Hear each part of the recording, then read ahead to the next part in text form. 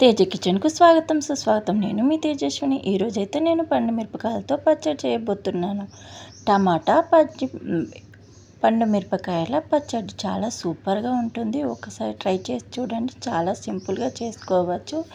ఈ చట్నీని నేను టమాటాలు అయితే శుభ్రంగా కడిగి ఆరబెట్టుకొని మంచిగా టమాటాలు అయితే 1 కిలో అంటే కొంచెం తక్కువ తీసుకున్నాను. పండు మిర్చి ఒక అరకిలో తీసుకొని ఇలా కట్ చేసుకొని పెట్టుకోవాలి. తర్వాత స్టవ్ పైన ఒక కంచెడు పెట్టుకొని దాన్ని కొంచెం వేడిగా కానిచ్చి తర్వాత ఇందులో మెంతులు వేసుకొని దోరగా వేయించుకోవాలి. ఆ తర్వాత ఆవాలు వేసుకొని వేయించుకోవాలి. ఇలా కొంచెం దోరగా వేగుతూ ఉండాలి.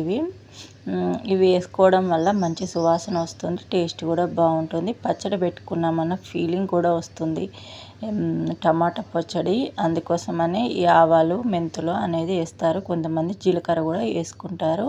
నచ్చిన వాళ్ళు జీలకర్రను కూడా కొంచెం లైట్గా వేపుకొని వేసుకోవచ్చు. చూస్తున్నారు కదా ఎంత మంచిగా వేగుతున్నాయో. ఆవాలు దూరగా వేయించుకోవాలి, బాగా మాడిపోతే కూడా బాగుండయి. ఇలా వేయించుకుంటే సరిపోతుంది. మీకు ఎంతమందికి టమాటా పచ్చడి అంటే ఇష్టమో కామెంట్ చేయండి. టమాటా పండుమిర్చి నాకైతే చాలా ఇష్టం. కూరల కంటే కూడా పచ్చళ్ళు చాలా టేస్ట్గా ఉంటాయి కదా. జ్వరం వచ్చినప్పుడు, హెల్త్ బాగాలేనప్పుడు ఇలాంటి పచ్చళ్ళు చేసుకొని తింటే చాలా బాగుంటుంది. ఇప్పుడు వీటిని ఒక బౌల్లోకి తీసుకున్న తర్వాత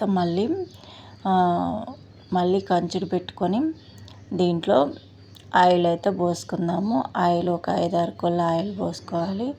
కిలోకు కొంచెం తక్కువ ఉంటాయి కదా, దానికోసం అయితే మనము ఆయిల్ పోస్తున్నాను. ఆయిల్ అయితే ఒక 6 కొల్ల ఆయిల్ పోసుకున్నాను. మంచిగా వేడవ్వాలి. ఆయిల్ అనేది మంచిగా వేడవ్వాలి.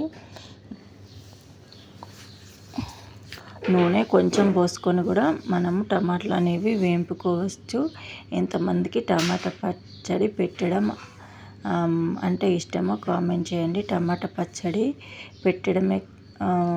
పెట్టొచ్చో కూడా కామెంట్ చేయండి. ఇలా టమాటాలు వేసుకొని వీటిని మంచిగా ఇలా కలుపుకోవాలి. టమాటాలను ముందే కడిగి మంచిగా వాటిని తుడిచిపెట్టాను. ఇప్పుడు మిర్చీలు కూడా కడుక్కొని మంచిగా ఎండబెట్టుకోవాలి. కొంచెం సగం వేగిన తర్వాత టమాటాలు వేగిన తర్వాత చింతపండు ఒక నిమ్మకాయ సైజ్ అంత చింతపండు వేసుకొని కలుపుకోవాలి. కింద మాడుతూ ఉంటుంది, జాగ్రత్తగా చూస్తూ ఉండాలి అప్పుడప్పుడు. ఎందుకోసం అంటే మనం టమాటాలు అనేవి ఉడకబెట్టుతున్నాం కదా, ఇలా మూత పెట్టుకొని ఉడికించుకోవాలి. మంచిగా ఉడకాలి టమాటాలు అనేవి.